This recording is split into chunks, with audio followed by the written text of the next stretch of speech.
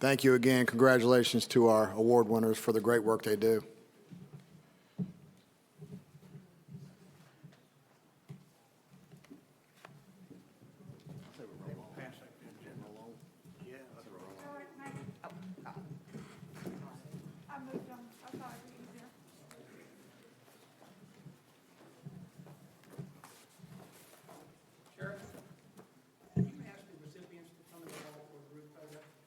Can all the award recipients that were just presented meet in the hallway for a quick photograph, please? Don't lollygag, because we're getting ready to start our business meeting.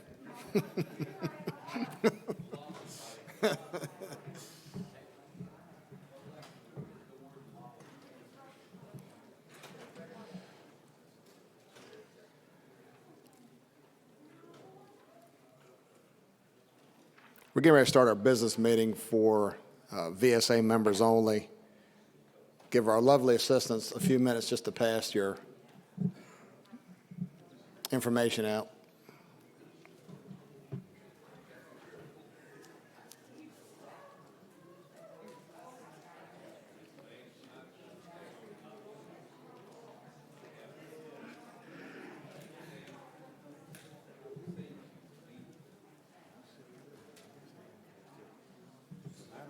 No, you sit down. All right.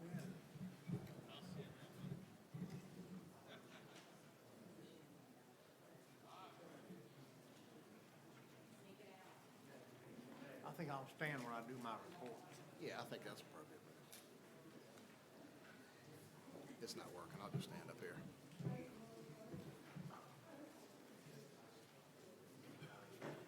It's just hard to have this big book and go back and forth.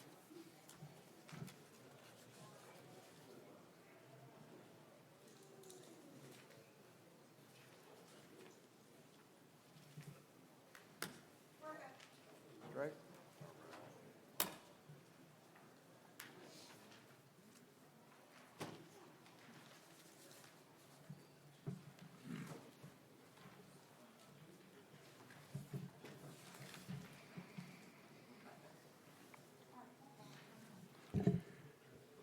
All right, at this time, I'd like to call the general membership meeting for September 14th to order. If you can have an opportunity to look over the minutes from our September 16 of 2020 general membership meeting. And I'll just ask. All right, I have a motion to accept, and it's been properly seconded. Any discussion? All those in favor signify by saying aye. Aye. Any opposed? Motion carries. Next, we have the financial report.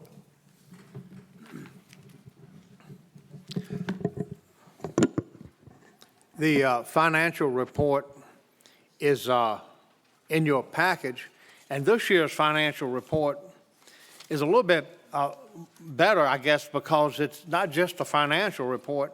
This is the audit that was done by the auditing firm of Robinson, Farmer & Cox. So normally when we present the financial report, we tell you that it's going to be audited. This year we can say it has been audited, and this is the final report from the auditor. Having said that, I'd like to call your attention to page 8. And this represents the financial position of the Virginia Sheriff's Association. And about the middle of the page, you see the total assets of $2,301,589. And then if you'll flip over the page, for the year on revenue, total revenue, we had $1.9 million, $1,892,414, with expenditures of $1,236,281. So we had a change in net assets, an increase of $656,000. So our financial position is very good. This represents the audit, and I'll be happy to try to answer any questions. This audit was done on behalf of the Board of Directors of the Association and given to the board, and is being presented to you today. Concludes it.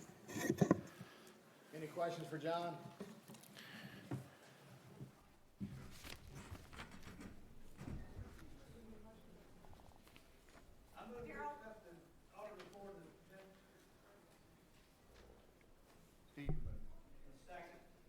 All right, it's been moved properly second to accept John's report. Any discussion? All those in favor signify by saying aye. Aye. Any opposed? All right, motion carries. Next, I would like to call up our committee chairs to give their reports. I'll start with the Legislative Committee, Sheriff Arthur Townsend from Lunenburg County.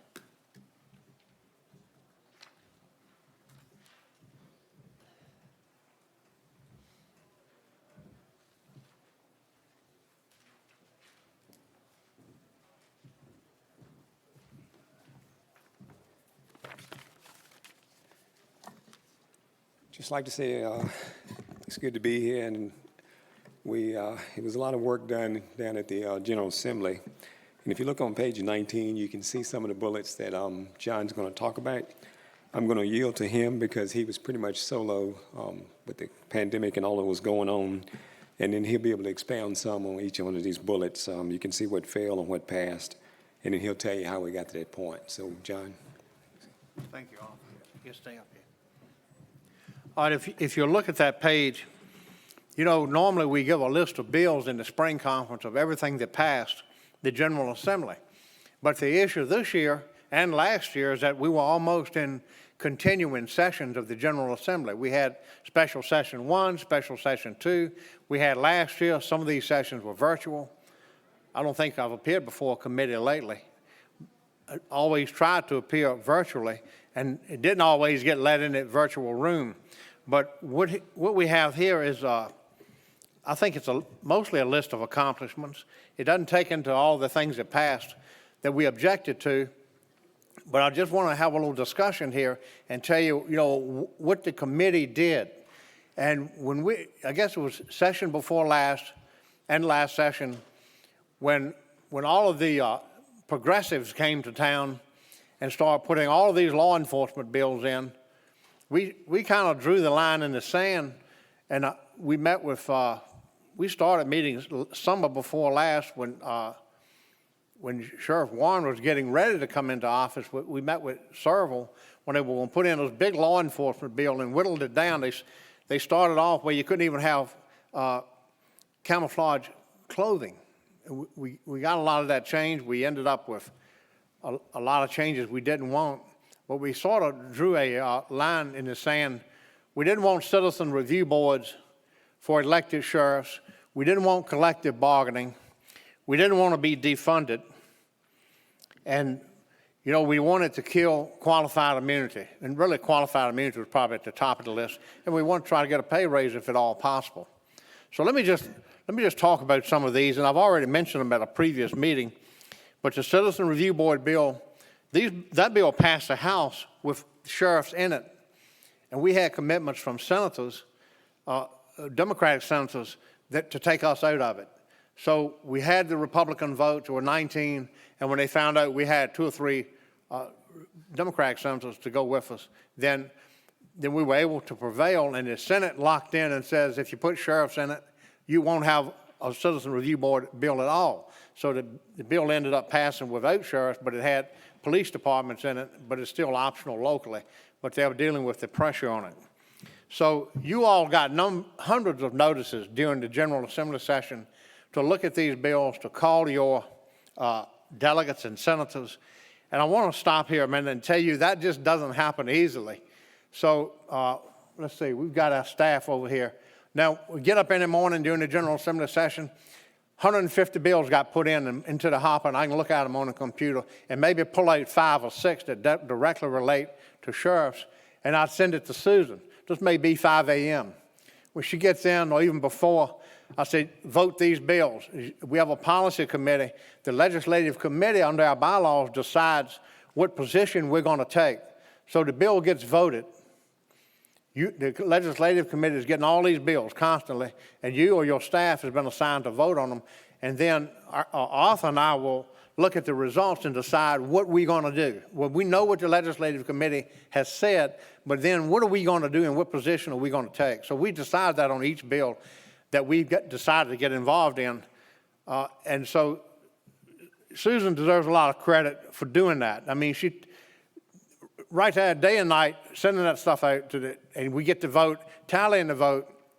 And when I'm presenting last year and the year before virtually, giving me the list of who voted what, and your comments from the legislative committee are very important. Now, you can use those comments to make arguments. Then the next step, bills going before a committee.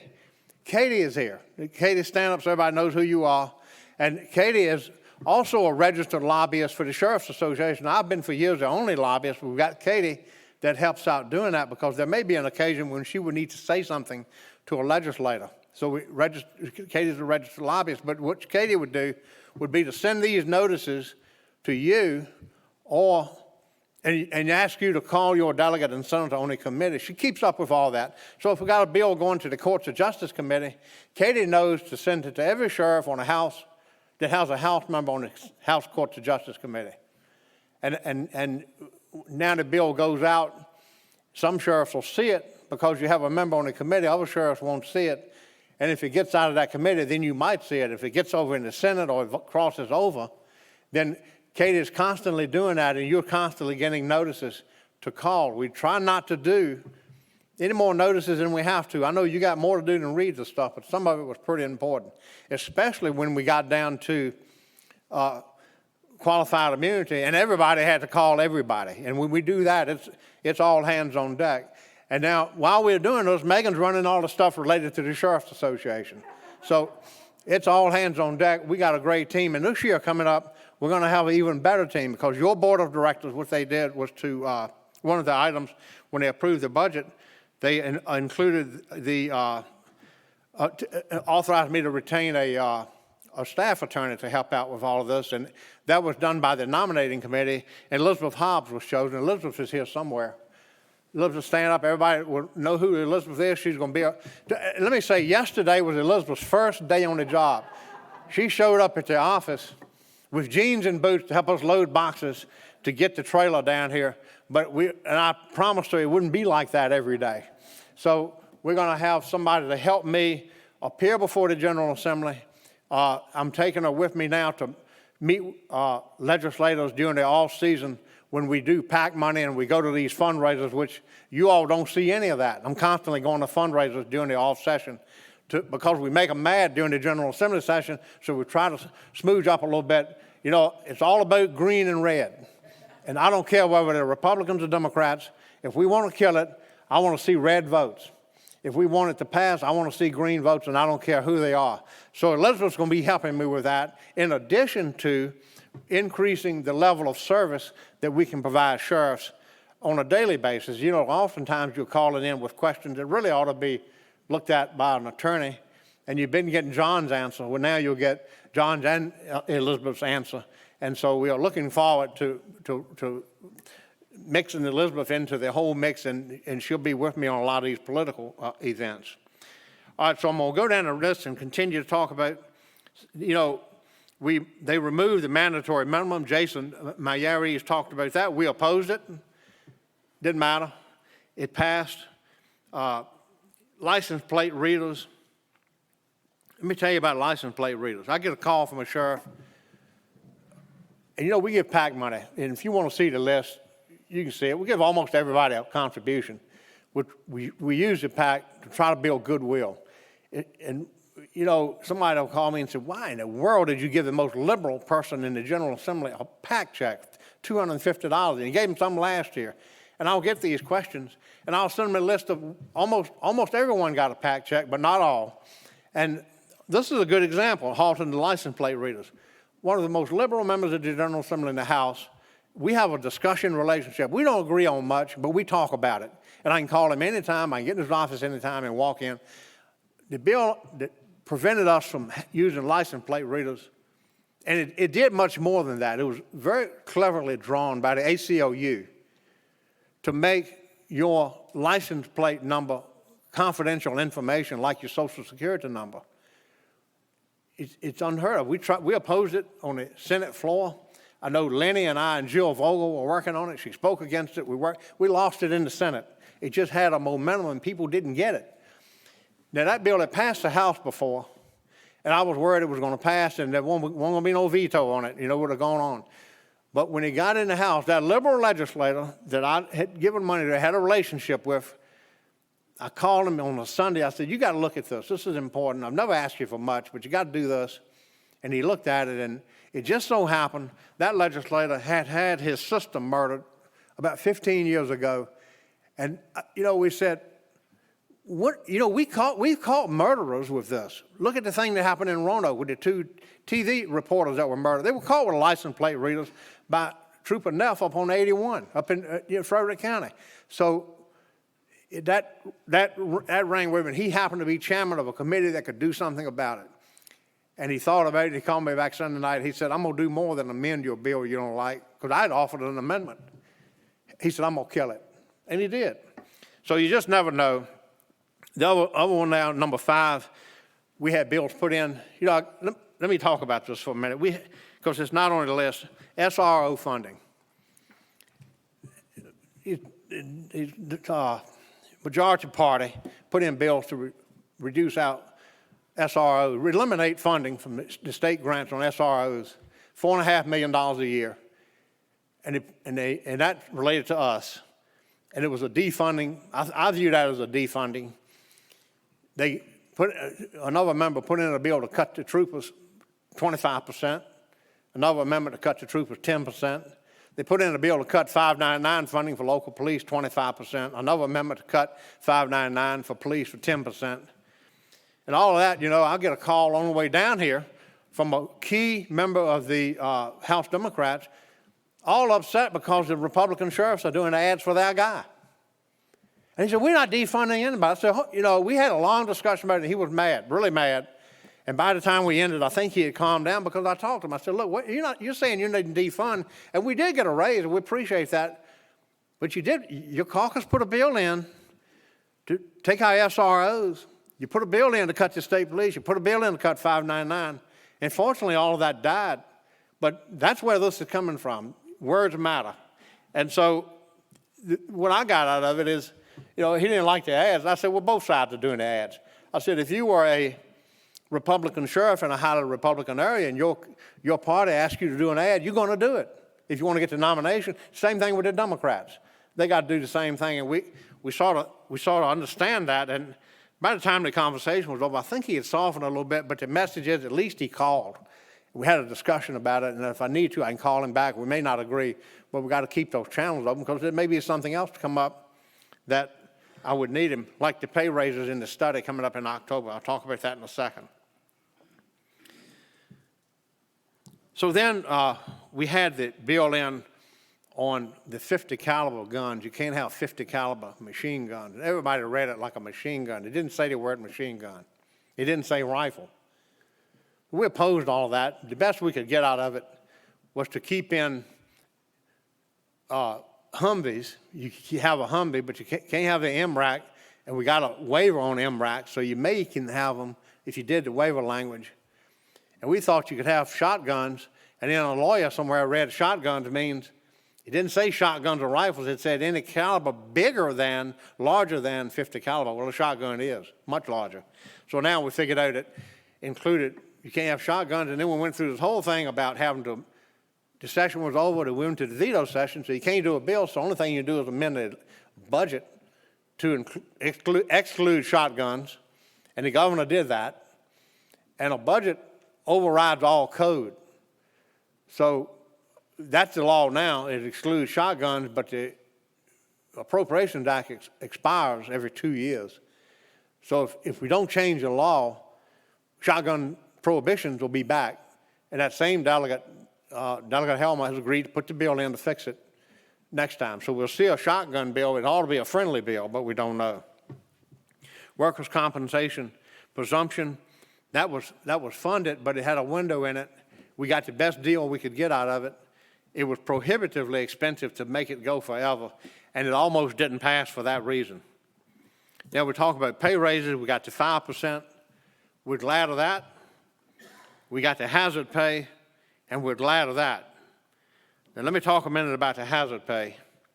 That just happened, and that was an uphill fight. Let me just talk to you a minute about what happened with that. We went to the General Assembly and asked for a $1,000 bonus and a compression raise and a pay raise. 3 items. I think it came to $40 million. So then the budget came out and gave us a $1,000 bonus, but not the compression raise and not the pay raise that we asked for. We wanted more than the 5%, because there were other groups that had gotten more than 5%. So then it comes out and we see where others are getting $5,000, so we came in with $5,000. And we ran into a buzzsaw of opposition, and the governor was calling and opposing it. And we had, it was up to the conferees. And when the budget conferees, that's a committee of legislators in the House and Senate that get together to decide the budget. And the Senate will meet, and they'll tell their conferees what they want. And those conferees are supposed to hold the Senate position. Same thing with the House. Well, we lost the House. They weren't going to give us but $1,000 bonus. So then the only path to get through it was, first thing, get the Senate. So we had 19 votes. The Republicans were going to vote with us. We had talked to the leader. We knew what was going to happen, but that's not enough. We needed 2 more. Because if you got 1 more, it would have been 20-20, and I don't know which way the tiebreaker would have gone. It may have gone to us. We had lobbied the lieutenant governor, but I hadn't gotten the commitments, a firm nose count. So I needed 2 votes. And I just want to call a couple of names here. We got 3 votes. And these are Democratic votes that agreed to go to 19. So now we're at 22, okay? So if you get 22, you got the Senate. We still don't have the House. This was the only path in which to do this. So the 3 votes in the Senate was Senator Linwood Lewis, who's an Accomack. He's my senator. He's also Sheriff Barron's senator. Sheriff Barron, Todd Wessels is in the room. I don't know, but we had those sheriffs and myself were talking to Linwood, and he had to stand up against his caucus and tell them, I'm voting with the Sheriff's Association. Well, that's great, and it's tough on Linwood because he gets some of his stuff cut. You got to pay for it, you know. They're going after him. They say, well, if you want to do that, fine. Maybe you don't want your library or road or whatever it might be. We had to get 2 more votes, and let me tell you who we got. We got Joe Morrissey, the senator from Richmond. And, you know, Joe's been a little bit controversial, but Joe's Joe. I mean, if he tells you he's with you, he's with you. Remember what I said about green lights and red lights? I don't care about Joe, anything else but green lights and red lights.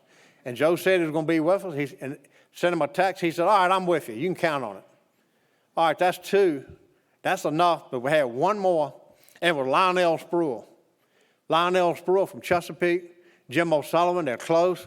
Joe, again, knew him, called him. I text Lionel. He agreed to go against his own caucus. So now what we've got, and they go to the Democratic, and they got the Democrats together in the caucus, and I'm getting texts out of the caucus, and they're saying, good golly, John, the governor's calling these senators and telling them to vote against your $3,000 or $5,000. I said, okay, but you still stick with us. I talked to the governor. He wasn't happy. And he told me, he said, you know, you've been doing this a lot longer than I have, and good luck with it. That's the way the conversation ended. And so we had the 3 senators, and then I get the text from the caucus. They said, my senator told me, he said, you're going to like the vote. It's going to be overwhelming. Well, naturally, all of these Democrats that didn't want to go with us, they know they're going to lose now. So now they don't want to lose. So what do? They do a voice vote, but it's overwhelming. So now we got the Senate position to go with the 5,000. And that's when I'm sending you all of the stuff. They need to get the emails. And for the first time last year and this year, we used 8,000 deputies emailing. And that helped. I mean, you don't have to say a lot. You just have to do a lot. You just have to send that email, and the senator's not going to read 8,000 emails, but their aide will say, well, Senator, you got 3,000 emails in favor of this. You might want to look at it. And that's all we want to do is get their attention. So now the Senate came out and went with the 5,000, and the House is still adamant at 1,000. So now the chairman of the Appropriations Committee called me in. I told off, I said, come on down. I'm going to need a witness. This ain't going to be pretty.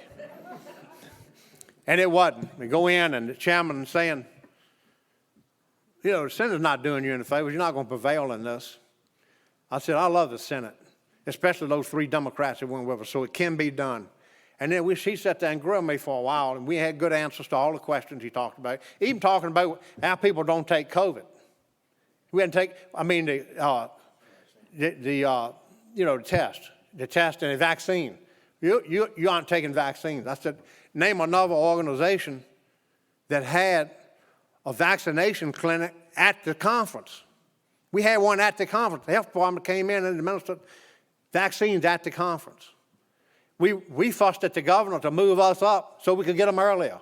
We got the jails back running. We went to work when it wasn't cool to go to work, hauling TDOs everywhere. Had an argument, left the meeting. I didn't feel that great about it. But then you're looking at the House conferees. Now, remember, we got the Senate, so all we got to do is get the Senate to hold that position. And the House is saying, no, we're going to go with 1,000. We're not moving. And you look at the way the conferees are made up, and there was one delegate on the conference committee that was a Democrat that had rural sheriffs, just one. Then we had some Republicans, and they were pushing hard. Barry Knight and Terry Austin, they talking to them every time they see them, wearing them out. But they're not on the team. They weren't majority party. We just had, one Republican on the conference committee. That was Barry Knight. He's working hard. But Rosalind Tyler is the only Democrat on the conference committee that's rural. So we called every one of her sheriffs. Her sheriffs that are here today stand up. Josh and some of the others that are here. I know Timmy was on vacation in South Carolina. They put their heat on Rosalind. You can thank these guys. So when Arthur and I in the meeting, when Barry was telling me to us, they going down there, we're going head on in the conference committee, and my guy, Barry, he's saying, y'all need to go with the sheriffs because some of you are running this fall and you need that help. And he points to Rosalind, and she had already got the calls from these guys and more that are not here. And after that meeting, I wasn't there. The chairman, Luke, walks on down to his office, and Rosalind goes right behind him. And that's what softened it. That's what got us to the $3,000 point. I got the call, how about 3? I said, I'll take it. I said, because they're giving the localities more money, COVID, that they can do, and they were using that as an argument. And so we took the 3. And that's what happened with that. Then the next concern was the governor was going to veto it. And we worked hard on that, and I knew he was upset, but we had a few sheriffs that had called him and talked to him, and I called him and talked to him.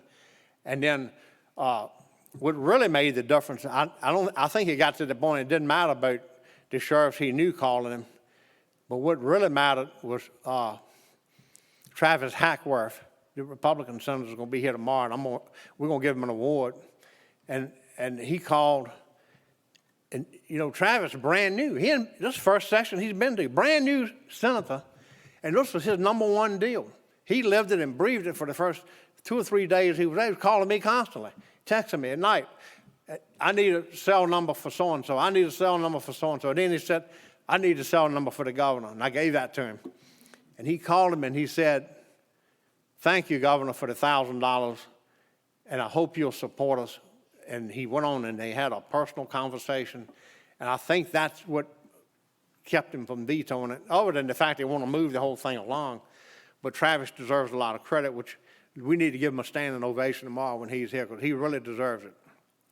And then Travis called every one of the conferees and lobbied them personally on it, and the politics didn't matter. So I want to pass that along. So then what we got out of it was the language in the Appropriations Act commissioning a study, which is due next month, a week from tomorrow.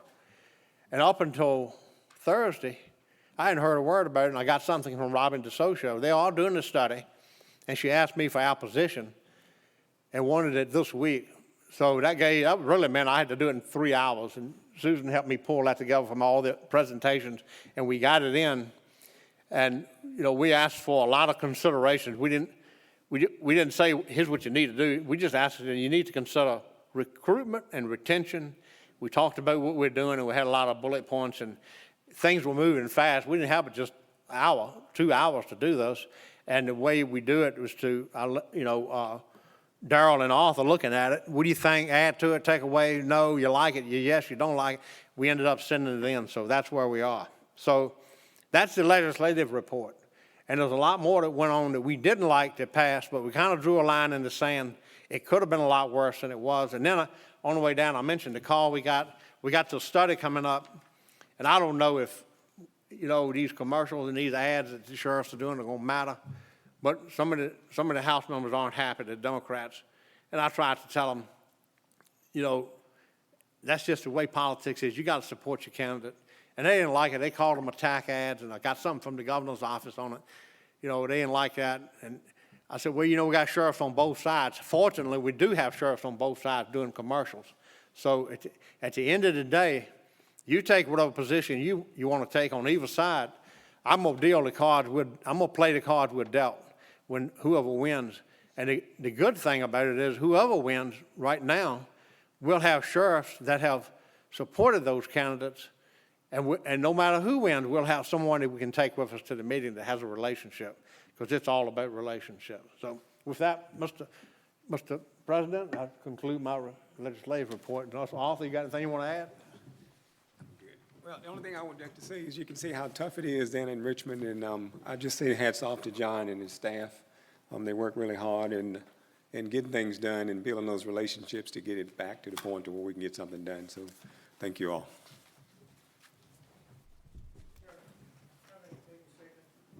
I wanted to tell that I was in this, most of y'all know I was in the Senate for 18 years, and I've never seen anybody do what John did at the end of this session. We get the $3,000 for all the deputies across Virginia, and I think that we owe him a special thanks. And I think that the Senate and the House, they have a formula that they go through where they have to have their bills ready by a certain time, and it's almost impossible to change the money after they do that. And it has been impossible about the whole time I was in the Senate. And so for John to be able to do that was incredible. And I'd say there's only one person that could have done that, and that's John Jones. And so, John, I hate to give you compliments like that because it goes right to your head, but it's true. He's the only one who could have done that. And so, John, I want to thank you personally for doing that. I wanted to recognize you in front of the committee for doing that.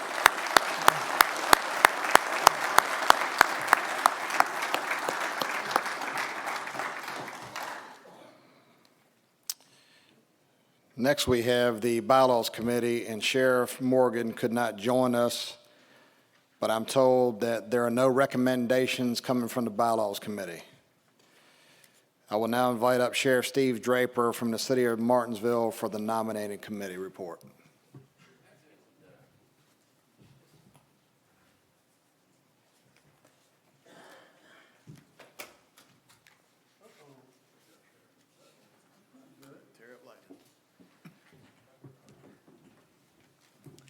Thank you, Mr. President. Ladies and gentlemen, the nominating committee consists of myself as chairman, Sheriff Beth Arthur, Sheriff Arthur Townsend, Sheriff Vanessa Crawford, and Sheriff Danny Diggs. We have met, and first off, I'd like to start off by saying the current officers, you see them listed. I want to thank them for all the services that they provided the president all the way down. Now we're going to nominate, we're going to present you with the nominations for next year, this coming year. And it'll be a little long because I know y'all, most of you probably know what we have to do, but I will mention the nominee that we have nominated, and I have to ask 3 times if there are any nominations from the floor. So that's why it might take just a few minutes for us, but I'd like to start off by saying that we are nominating for President Sheriff Kevin Hall. Are there any nominations from the floor for the office of President? Any nominations from the floor? Are there any nominations from the floor? Do I have a motion to close the nominations? Second? Thank you. Next be Sheriff Darrell Warren, immediate past president. I don't don't care if you agree with this or not.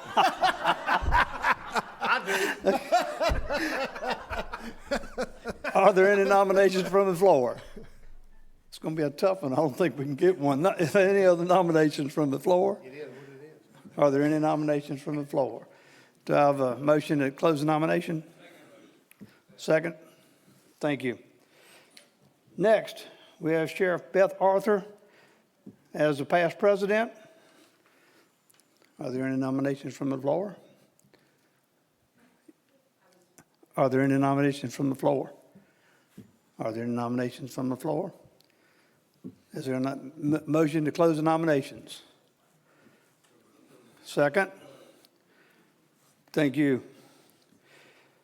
Okay, I'm kind of like Darrell. If you got to, you got to. Steve Draper as the past president. Any nominations from the floor? What? Any nominations from the floor? You got one? No. Any nominations from the floor? Motion to close the nominations? Second? Thank you. And Sheriff Vanessa Crawford for past president. Any more nominations?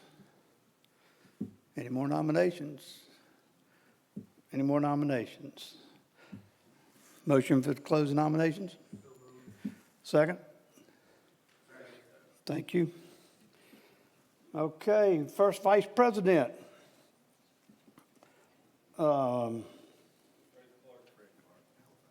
Fred, no, I'm sorry, thank you. Sheriff Fred Clark, Halifax. Are there any nominations from the floor? Any nominations from the floor? Any nominations from the floor? Motion nominations be closed? Second, thank you. Okay, second vice president, Sheriff Lenny Milholland. Any nominations from the floor? Any nominations from the floor? Any nominations from the floor? Motion to close the nominations? Thank you. Second? Thank you. Okay, secretary, Sheriff Brad Nunley. Any nominations from the floor? Any nominations from the floor? Any nominations from the floor? Got a motion to close the nomination. Got a second? Thank you. Last one, y'all. Okay, treasurer. Richmond Sheriff Annette Irving. Any nomination from the floor? Any nomination from the floor? Any nomination from the floor? Motion to close. Got a second? Thank you. Now we got division representatives.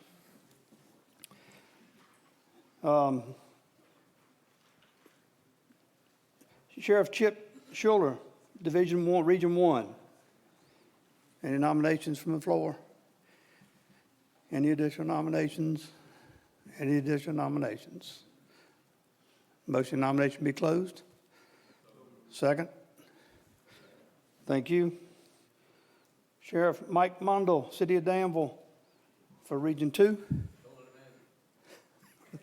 Nomination from the floor, don't pay attention to him. Nomination from the floor.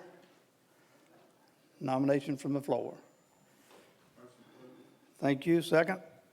Thank you. Getting the hang of it now. Matthew Ward, Botetourt County, for Division 3. Nomination from the floor. Nominations from the floor. Nomination from the floor. Second? Thank you. Okay. Sheriff David Hall. Hill, I'm sorry. David Hill. Division 4. Nomination from the floor. Nomination from the floor. Nomination from the floor. Thank you. Second? Thank you. Roger Harris, Division 5. Nomination from the floor. Nomination from the floor.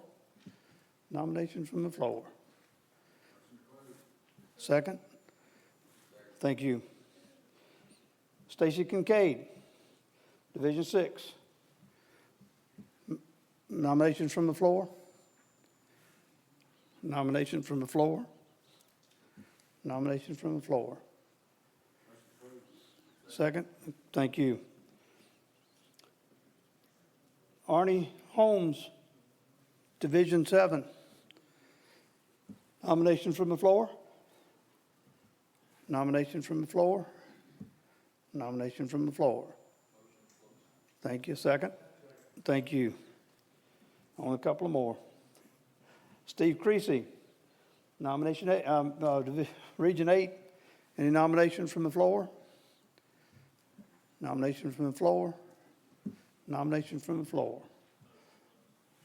Thank you. Thank you. Josh Welch, Division 9. Nomination from the floor? Nomination from the floor? Nomination from the floor. Second? Thank you. Todd Wessel, Division 10. Nominations from the floor? Nomination from the floor? Nomination from the floor. Thank you. Second? Thank you. Do I have a motion to accept all officers as nominated? Well, thank you. That was quick. All in favor of accepting the nominations? Aye. Any opposed? Say no.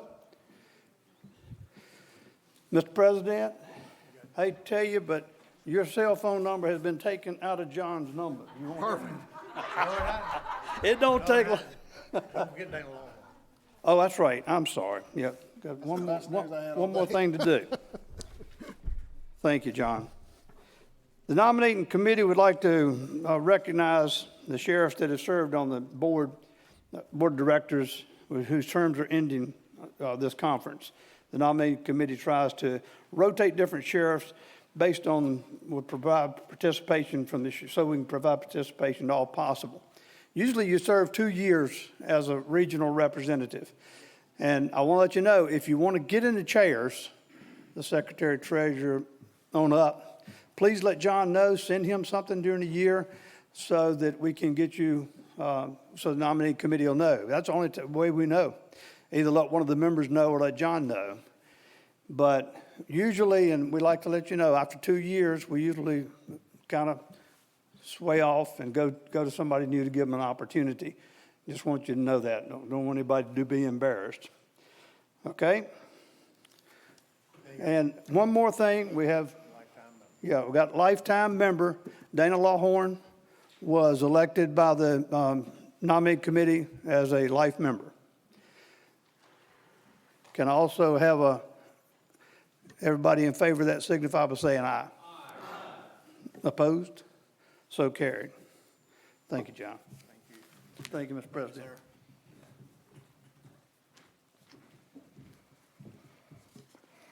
Thank you, Sheriff Draper, for that thorough report. Next, we have the Audit Committee, and as you recall, Sheriff Roper could not join us. I have an email that has been sent that I will read to you now. The VSA Board of Directors has retained the firm of Robinson Farmer Cox to conduct the audit for the 12-month period ending June 30, 2021. As a copy is in your agenda, the audit report shows no discrepancies, and I would move for the adoption of this report. Have a motion, it's been properly seconded. Any discussion? All those in favor signify by saying aye. Aye. Any opposed? Motion carries. Sheriff Lenny Milholland from Frederick County will give the membership committee report.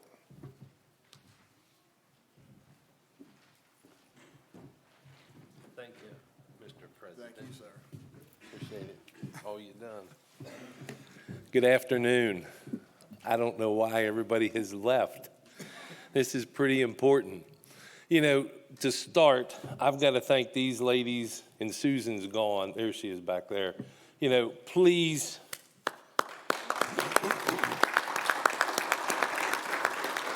You know, without them, we definitely would have an issue, or at least the membership committee would, because I appreciate everything they do. The members of the membership committee are Kevin Hall, Allegheny County, Ricky Walker from Amelia County, Carl Leonard from Chesterfield County, Mike Mundell, City of Danville, Darrell Warren Jr., my outgoing friend here, Mark Amos from Orange County, Sheriff Bucky Allen from Prince George County, Sheriff Antoinette Irving from the City of Richmond, and Sheriff H.C. Harris from the City of Suffolk. Mr. President, members of the association, I'm honored to present the membership committee report. I'm pleased to report that through the efforts of the membership committee, the awarding of 100% membership pins to the, I'm having a hard time reading it in the sun here, to the sheriffs who became 100% members of the association, we've been able to maintain our membership numbers. Currently, we have a membership of 9,030 plus deputies and sheriff's office staff. You know, that's pretty impressive.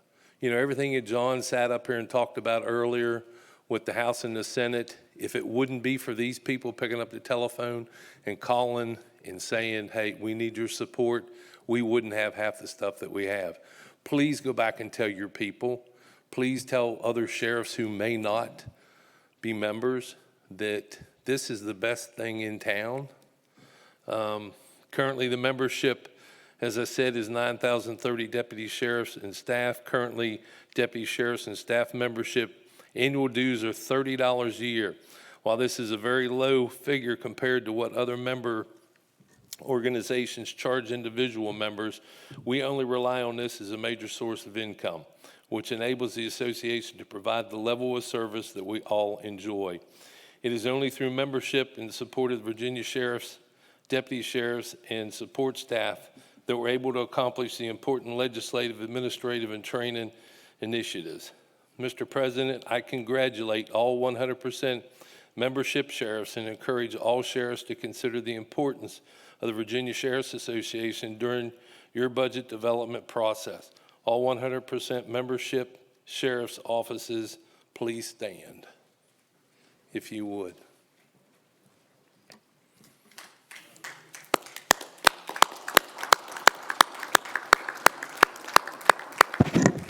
You know, I would love to have all 9,000 plus in here.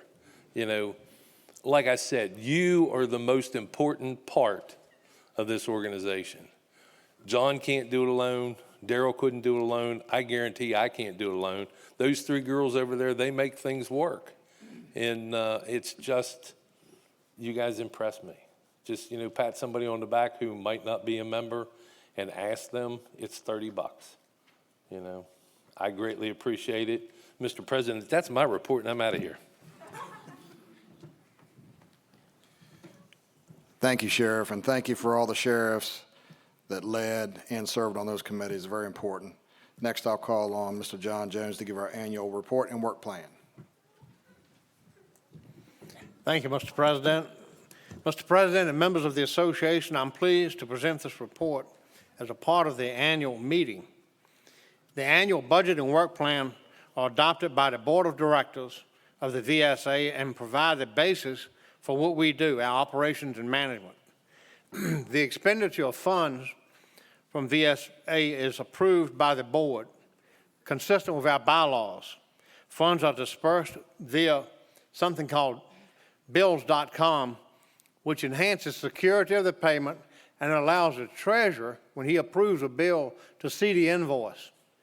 And he can pull up all the invoices and see what's going on. And we did that a couple of years ago, and it works much better, and it's more efficient. Checks are approved by any two of the following. These bills.com, any two of the following can spend money. The president, the treasurer, executive director, or deputy director.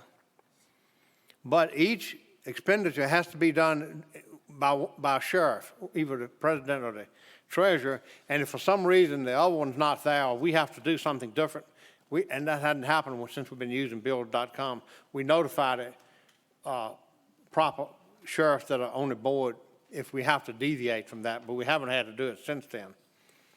The expenditures are done in accordance with the IRS letter of determination dated March 11, 1977. Travel expenses are for meetings to the board, officers, and staff while on association-related business. No expenses are paid for spouses of staff or members. Staff time and other expenses are incurred by the Virginia Sheriff's Institute are paid to the association provided by a contract. So the Virginia Sheriff's Institute, which is another organization, we do work for them, but the association pays for that. I mean, the Institute pays the association under a contract when your staff does work for the Institute. And we have that money is audited also. That's the Virginia Sheriff's Institute. That's the citizen memberships. These documents are available to VSA members to review upon request. The time expended staff on projects are approved by a work plan, which is approved by the board. It's documented monthly on timesheets. We actually keep an accurate record of what we do and how much time we spend on it. So I can tell you how much time I spend on lobbying, which is required by law. I have to do a report at the end of the year. The Virginia Sheriff's Association has a political action committee, and expenditures are dispersed from the account with an authorized signature by myself as executive director. The board has authorized that. So we get these requests in from members of the House and Senate, and I decide whether or not I'm going to the fundraiser or going to contribute to it, and how much we contribute. And so I'll be doing that this year along with Elizabeth that I introduced earlier. She'll be joining me on some of those.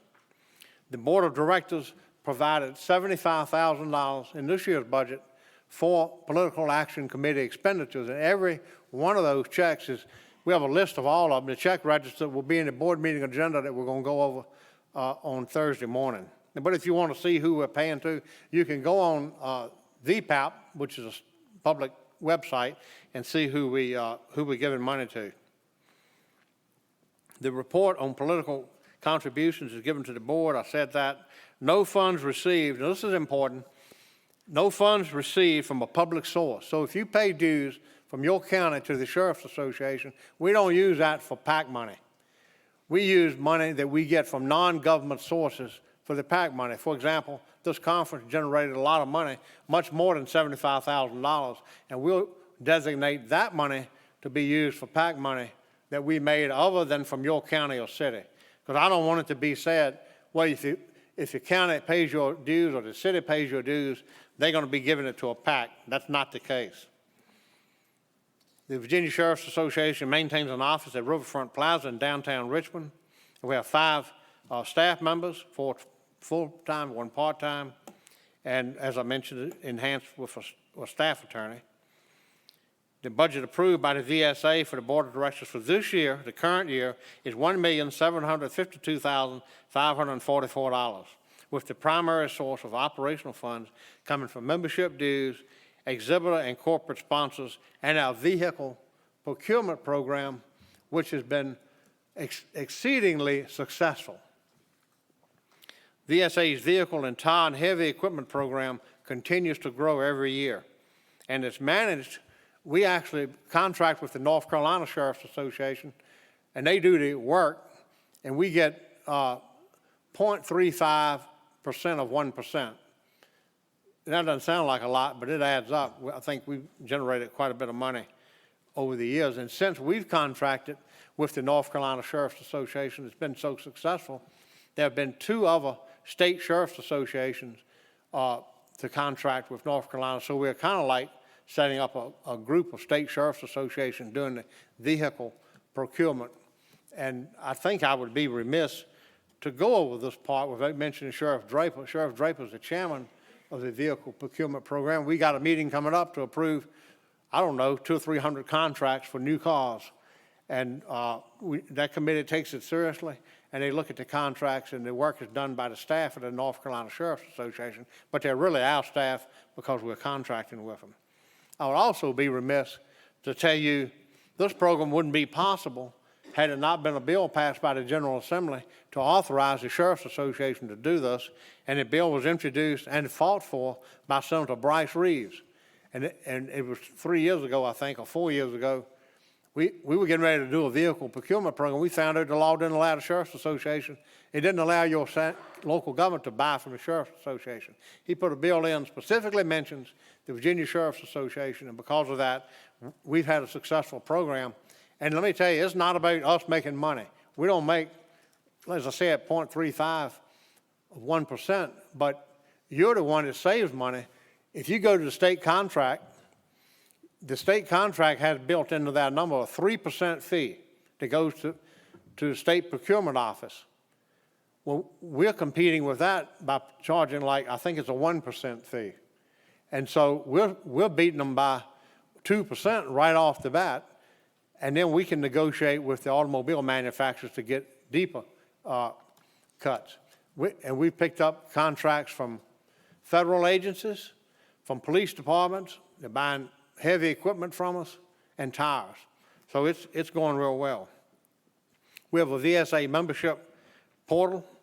It's a web-based active member portal that allows you to log in, and it's an interactive portal.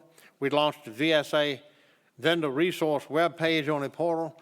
We did that because we couldn't, our exhibitors here and our sponsors that you see out in the exhibit hall, while you may be their customers, they are our customers. They pay us a lot of money to be here, and they want to see you, and we do everything we can to enhance that, and that's why you're always seeing us say, please go see them, because I want them to feel like they got their money's worth when they came here, and it really is successful to the Sheriff's Association when that happens. We have attached to the program the list of major activities by month. We do that to keep up with what we do, and the only other new thing that we're doing this year is that I was appointed by the National Sheriff's Association to represent all of the nation's sheriffs on the National Law Enforcement Officers Memorial Fund in Washington, D.C., which I'm very honored to do that. It's a little more time consuming than I wanted, but it's really a high honor. We've got those names on the wall, and Virginia Sheriff's Institute, we've raised more money than anyone. We're at $800,000. You know those license plates you see around the state that says heroes live forever? Well, that was our initiative in the General Assembly. If you go to the National Law Enforcement Officers Museum, you see on their wall the names of their supporting organizations. And the bigger the letter, the more money they give. And where they are in the list, we're at the top of the list in the biggest letters. We're at $800,000, I think, and growing. And just before the day we came down there yesterday, because of these license plates, the money goes to the VSI. We give all of it to the National Law Enforcement Officers to maintain the Virginia. We honor Virginia law enforcement officers, not just deputies, troopers, law enforcement officers. Anywhere that loses their life in the line of duty, it goes for that. And so we just signed a check for $64,000 for this year's license plate revenue for that. So, Mr. President, that's my report. Yeah, I think so.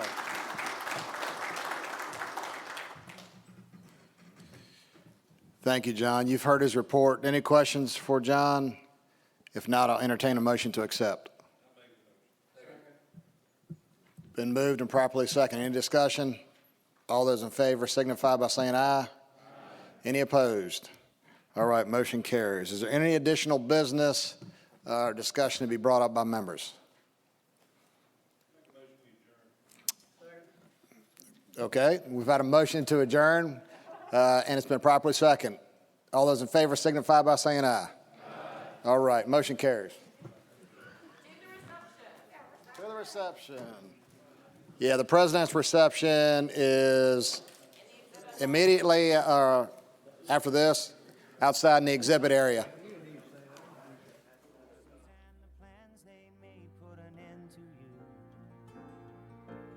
I walked out this morning and I wrote down this song. I just can't remember who to send it to. I've seen fire and I've seen rain. I've seen sunny days that I thought would never end. I've seen lonely times when I could not find